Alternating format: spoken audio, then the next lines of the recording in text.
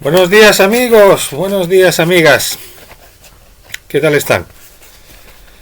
Bueno, la capacidad de degradación de la política española no conoce límites. El gobierno que padecemos, encabezado por un señor que creo que atiende al nombre de Pedro Sánchez, ha surcado ya todas las líneas rojas de la indignidad, del oprobio y de la desvergüenza. Las líneas rojas que algunas veces se ponen ellos mismos. Ya saben cuál ha sido la última. Durante la tramitación de la ley de amnistía se ha establecido que determinados delitos de terrorismo podrán tener cabida en ella. Justamente lo contrario de lo que había dicho unos días antes el mentiroso mayor del reino, que creo que se llama Félix Bolaños. Había dicho que esa era la línea roja que tenía el gobierno. Pero la capacidad para humillarse, la capacidad para arrastrarse por el barro del gobierno que padecemos y del Partido Socialista Obrero Español, ya digo, no tiene freno. Han vuelto a ceder ante Junts, como lo hicieron también hace 15 días en la tramitación de los decretos que salieron adelante con su abstención y con el respaldo de Coalición Canaria. Incluso hubo uno que al no contar con el respaldo de Podemos no pudo salir. Pero algunos tuvimos la ingenuidad de pensar que podíamos haber tocado fondo. Aparecieron informaciones en algunos medios que hablaban de que el freno que puede poner Europa al desnortamiento de Sánchez le podría hacer recapacitar, que podía estar tratando de articular algún tipo de maniobra europea que pudiera llevarle o bien a colocarse él, dando paso a algún tipo de postsanchismo después de las elecciones europeas, o incluso a una moderación de sus planteamientos. Nada más alejado de la realidad. Es curioso que hace pocos días, en la convención que ha tenido lugar en La Coruña, Sánchez en su discurso, que claro,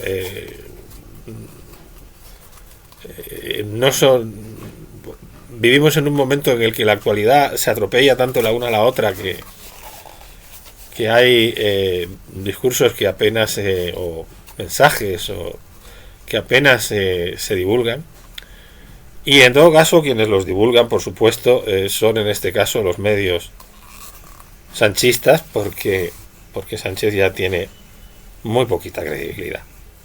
Pero es curioso cómo en esta convención llegó en un momento dado a apelar a Alberto Núñez Feijóo, a apelar diciendo a Alberto Núñez Feijóo y al Partido Popular que alcanzara acuerdos de Estado. Como si el Partido Popular no hubiera estado con la mano tendida desde incluso antes de que se celebraran las elecciones, en aquel debate en Antena 3, en el que ofreció Pedro Sánchez la posibilidad de que aquel que ganara las elecciones pudiera gobernar, aunque no alcanzara la mayoría absoluta, con lo que pudiéramos llamar los de su bloque, contando con el respaldo del otro. Es decir, le ofreció romper con la política de bloques y la bipolarización, que es uno de los factores que ha degradado la política española. Y Sánchez rechazó aquel ofrecimiento.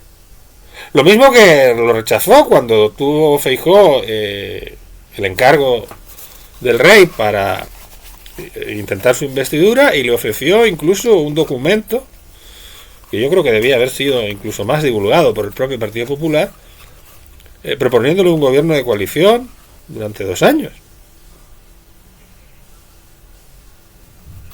Y Sánchez no quiso saber nada de aquello.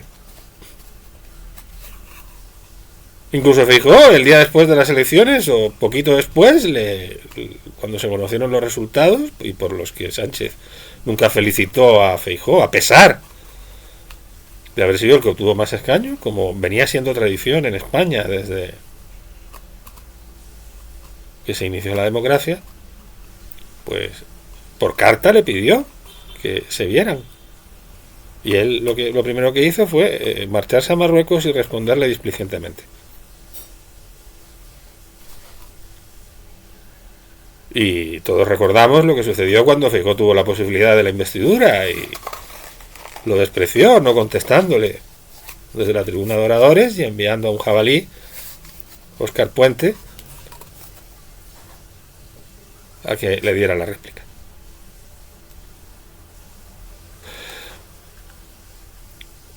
Es irónico, la capacidad para la simulación y la capacidad para la hipocresía de Pedro Sánchez no conoce límites. ¿Cómo puede Pedro Sánchez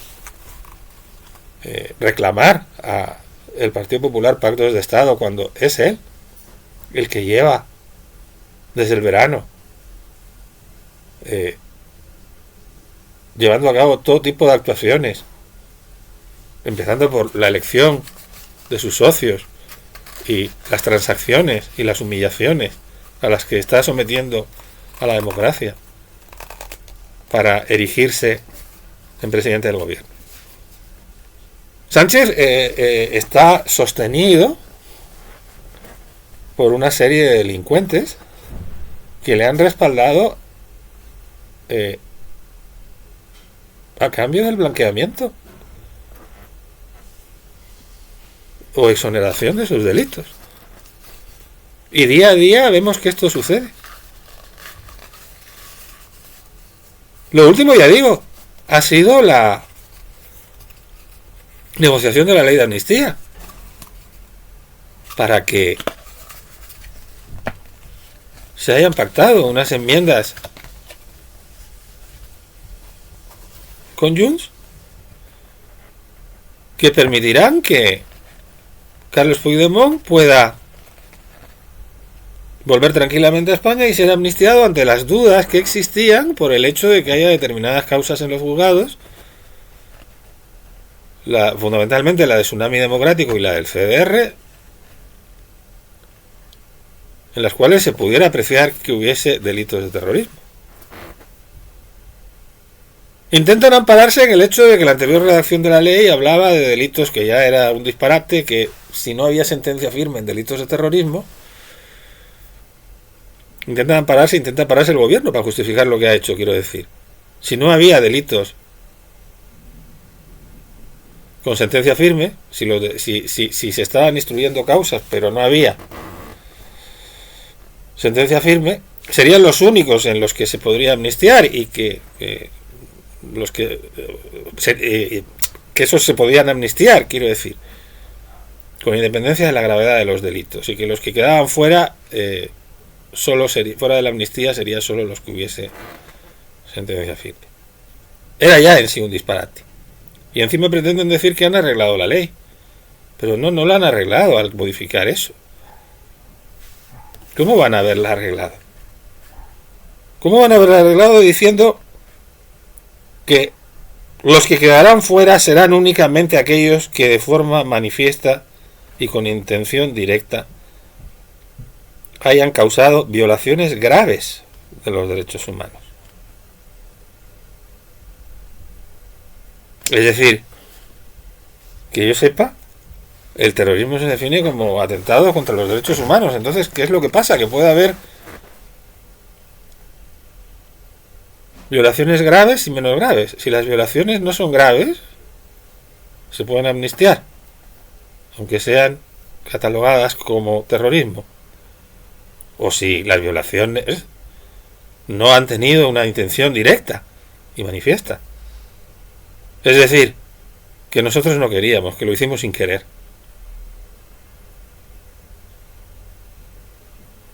Es lo que se argumentó con el atentado de Hipercor, por el que murieron 21 personas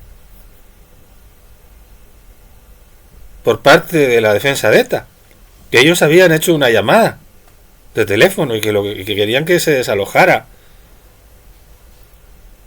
el hipermercado, que ellos no querían matar a 21 personas, aunque las mataron.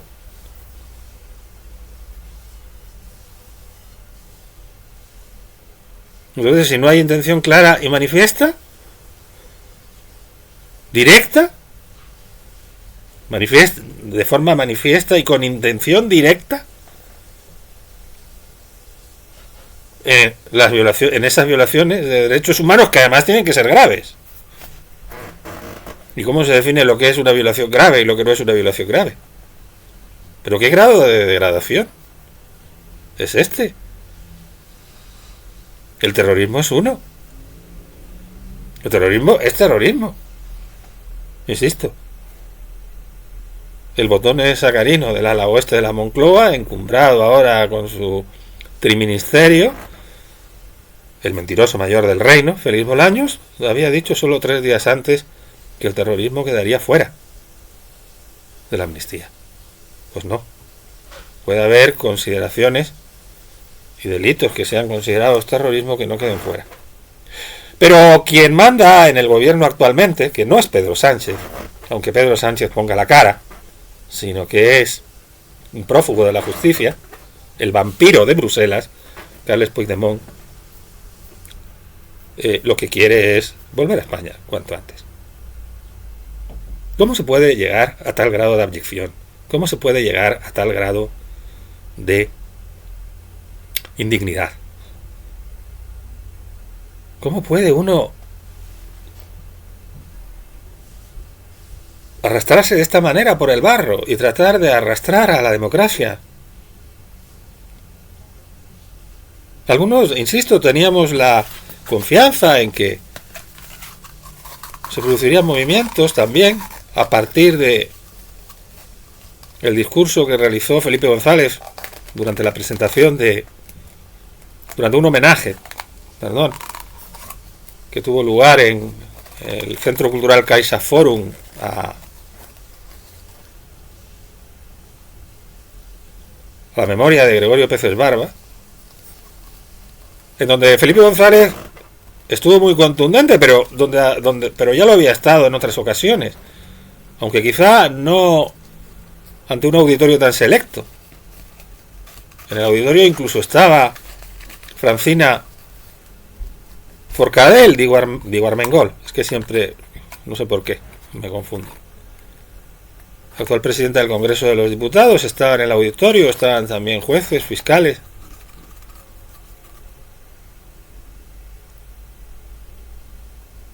Y también fue muy relevante que en el acto de homenaje participasen a la Limón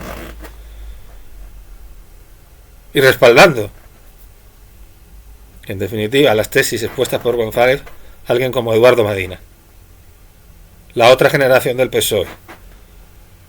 Ya no podía decirse que fuera solamente la vieja guardia, la refractaria a las tesis de Sánchez. Dolió mucho en los equipos de opinión sincronizada del sanchismo, en los paniaguados y lamelibranquios de la brigada mediática sanchista y en sus troles desplegados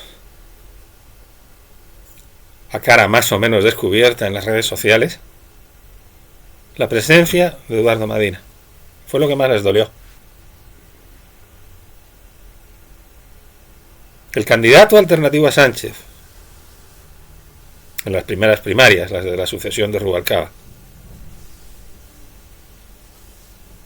y el candidato que se presentaba como el guardián de las esencias socialistas, porque debemos recordar que Sánchez era el socialliberal, Sánchez era el moderado.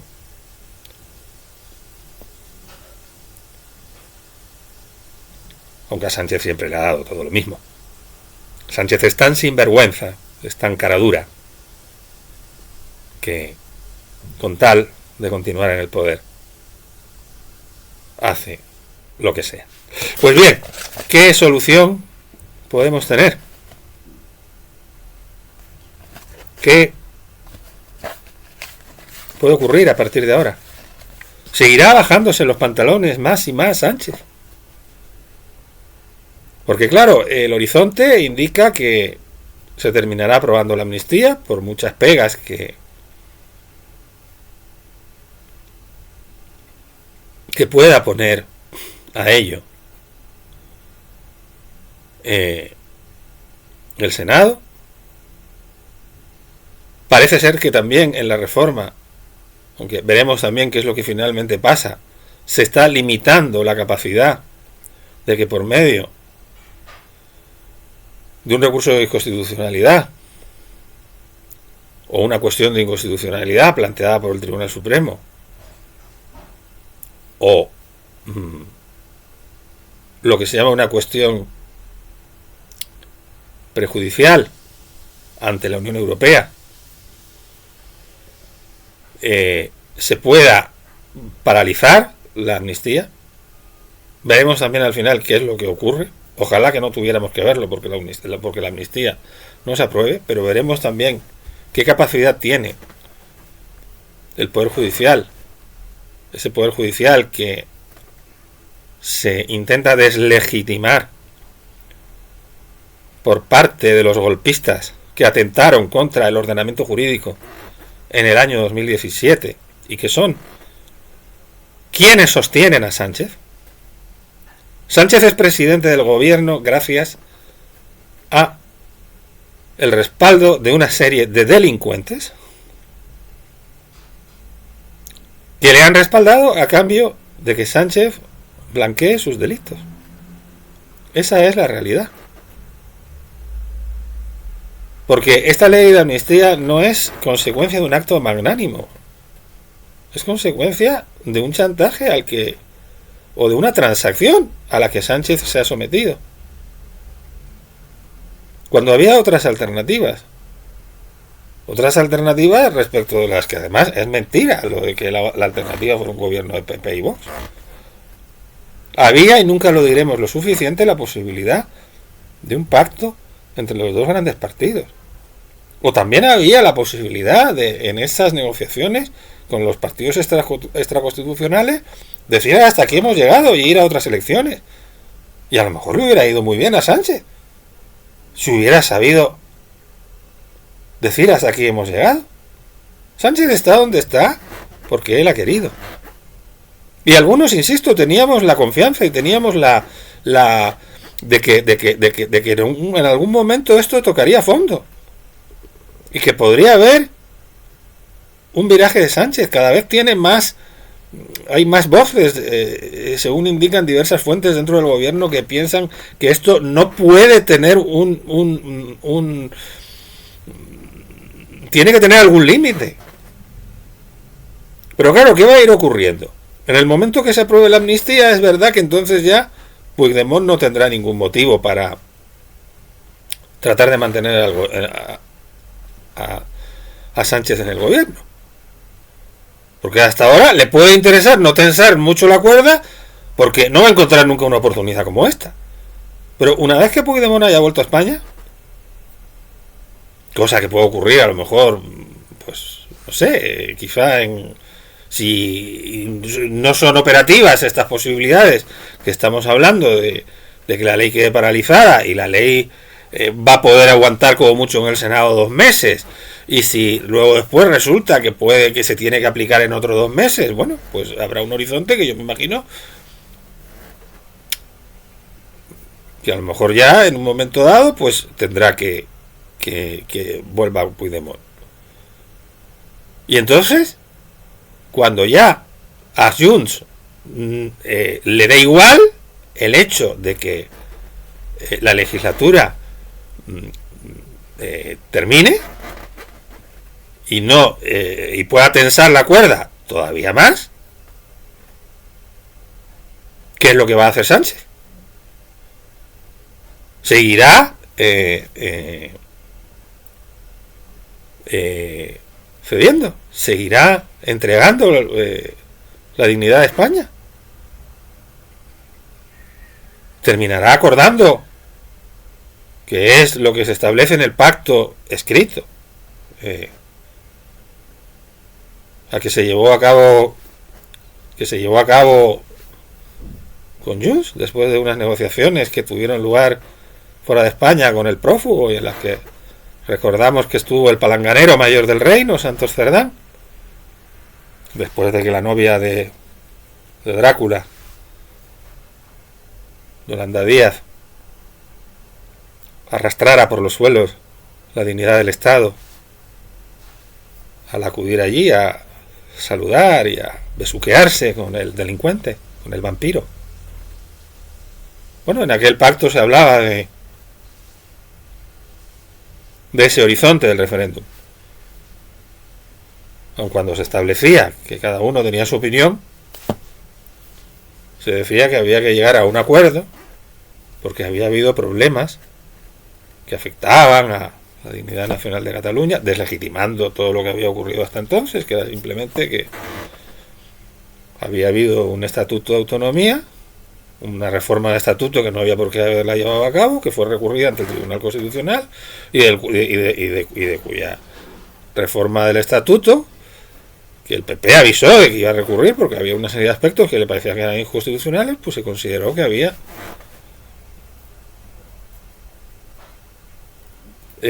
unos cuantos artículos, no sé si eran 10 de más de un centenar, que podían rozar la inconstitucionalidad. Es decir, se deslegitimó en ese acuerdo en el cual llegó el palanganero con... Vamos, el palanganero no, lo único que hacía era llevar la palangana. No hace otra cosa este pobre señor, que yo no sé cómo es capaz de mirarse a la cara todas las mañanas en el espejo. El señor Santos Cerdín, o Cerdán, creo que se llama. Bueno, pues este señor no era más que el palanganero. Quien llevó a cabo es el sinvergüenza mayor del reino, que es el que tenemos en la Moncloa, para poder seguir allí. Y allí se establece eso. Entonces ya iremos dando pasos en ese sentido, ¿no?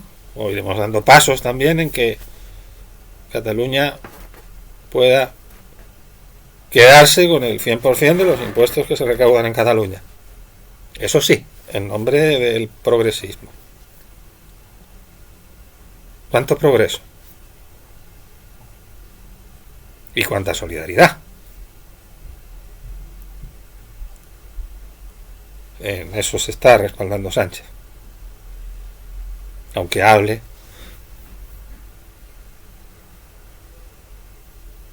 de que logró articular una mayoría progresista con Junts, con los que quieren quedarse con todos sus impuestos, progresista con terroristas o herederos de terroristas como Bildu, progresista con quienes pretendieron trocear unilateralmente la comunidad política y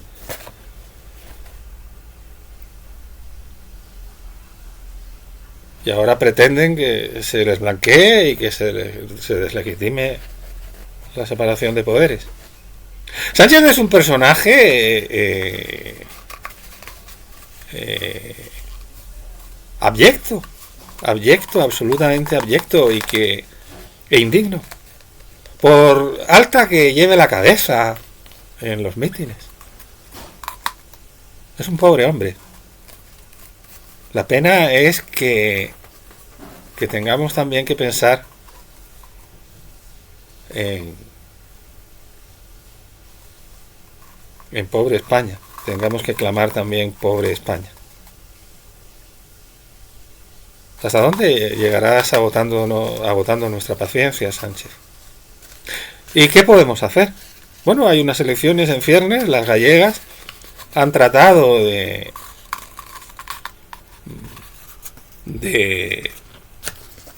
agitarse las aguas, y nunca mejor dicho, contra el Partido Popular, que tiene mayoría absoluta allí, con el tema de los pellets, que poco a poco se ha ido desinflando, puesto que se ha visto que, y se sabe que los pellets han aparecido en todas las playas, quienes conocemos Canarias y conocemos sus playas, por ejemplo, o quienes hemos estado también alguna vez en las playas de vez en cuando en las playas del Mediterráneo, pues sabemos que los pellets y que esos plastiquitos aparecen en todas partes. Y se ha tratado de dirigir las responsabilidades hacia la Asunta, igual que cuando no estaba en el gobierno el PP en la Asunta, sino que el que estaba en el PP en el gobierno central, como ocurrió con el Prestige, entonces había que ir contra el gobierno central. Entonces el que tenía la culpa era el gobierno central, o que gobernara en la Asunta el Partido Socialista.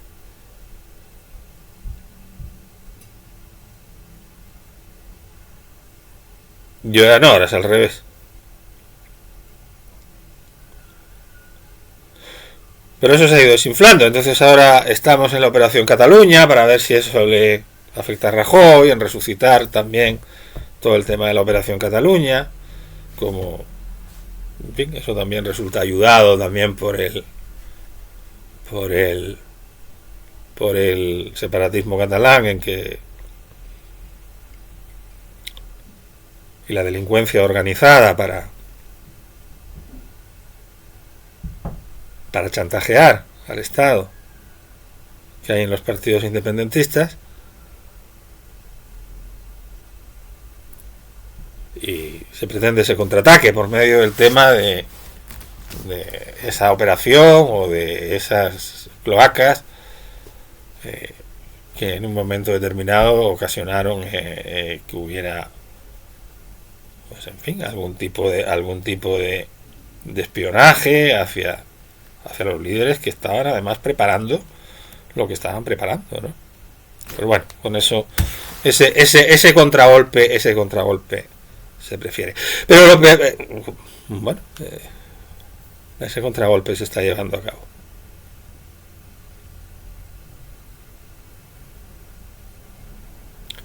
¿Qué podemos hacer los ciudadanos? Yo además es que lo que constato y creo es que la ciudadanía está cada vez más atónita, está cada vez más, pero al mismo tiempo está indiferente, impotente también, y como es lógico, ocupada en sus propios problemas.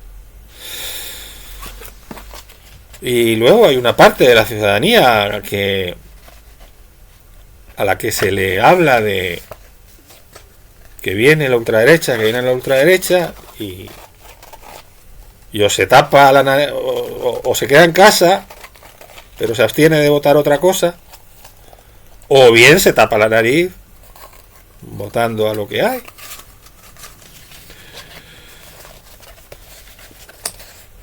Van a ser muy importantes los procesos electorales, por supuesto. También va a ser muy importante cuál es la respuesta de Europa. En estos días en el Parlamento Europeo han estado la catedrática Teresa Fraser, Rosa Díez, reclamando ayuda, y claro, las autoridades europeas todavía dicen que quieren ver cuál es la ley de amnistía para pronunciarse respecto a ella, pero que claro que les preocupa. Por supuesto que están concernidas por ello, en contra de lo que había dicho el mentiroso mayor del reino cuando acudió a Bruselas a decir que la ley de amnistía no preocupaba a las autoridades europeas. Va a ser muy importante qué es lo que suceda por parte de Europa. Es muy importante.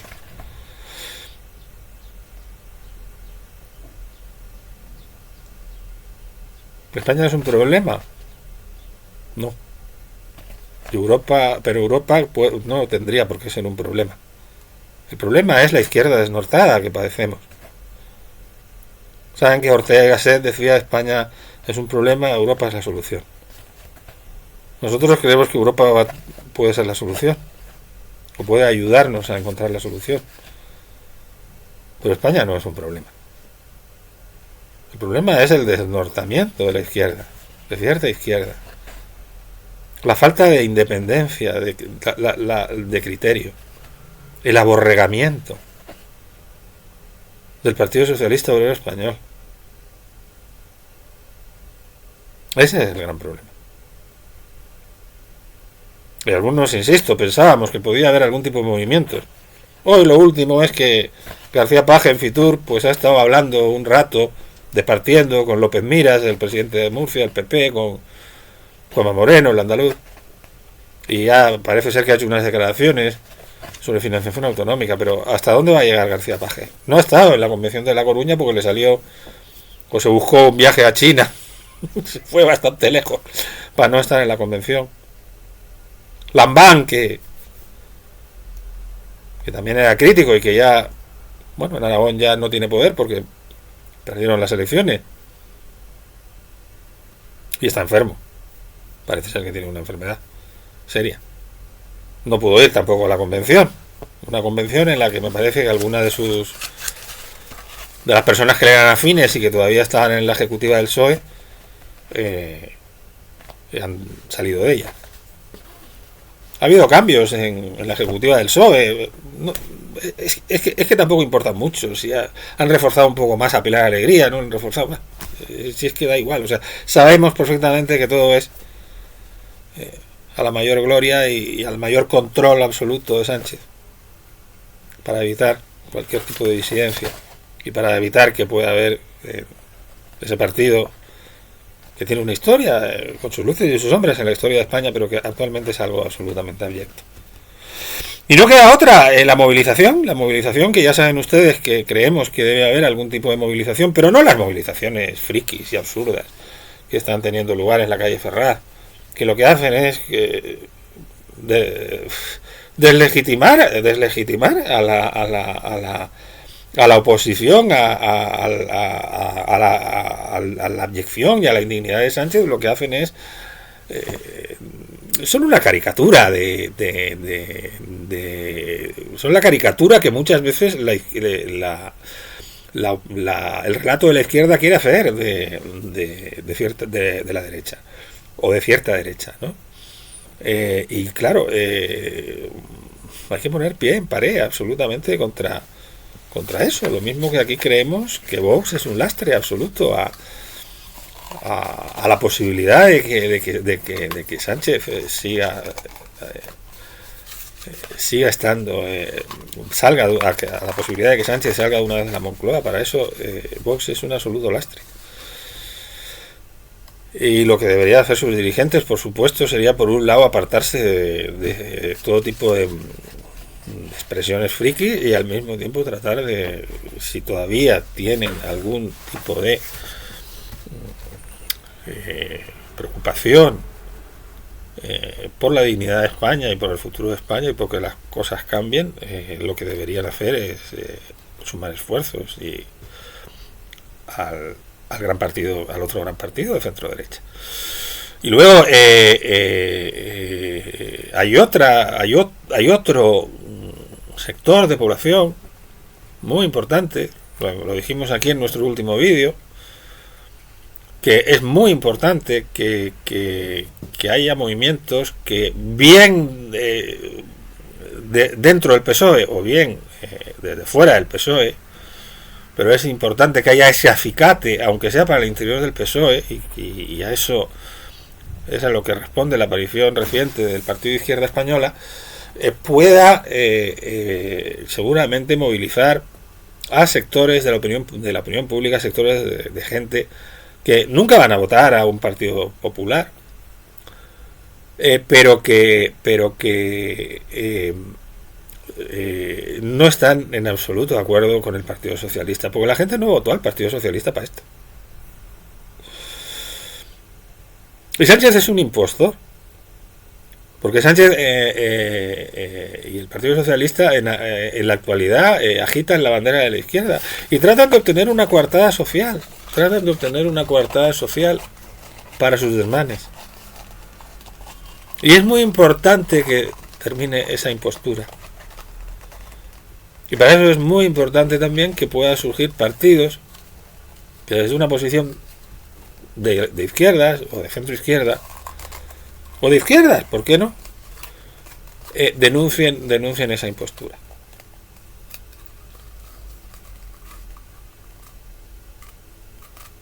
Bien, pues esto era lo que yo quería decirles hoy. Tengan mucho ánimo, procuren ser felices. Ya saben que si quieren nos pueden seguir. No cuesta tanto. Es gratis. Y ya saben que también pueden, si quieren, pues no sé, dar likes o difundir nuestros vídeos. Hasta la próxima.